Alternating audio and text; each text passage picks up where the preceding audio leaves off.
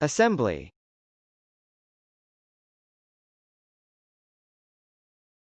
Assembly.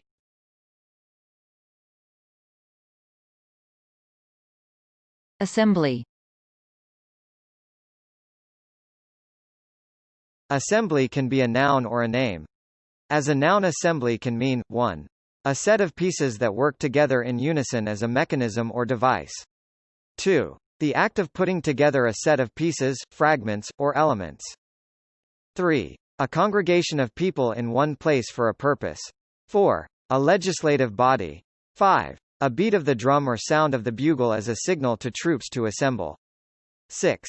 In Microsoft.NET, a building block of an application, similar to a DLL, but containing both executable code and information normally found in a DLL's type library.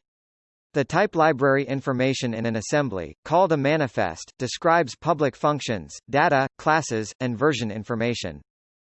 As a name, assembly can mean the lower legislative body of each of a number of states of the United States, the Assembly. Design for manufacture and assembly.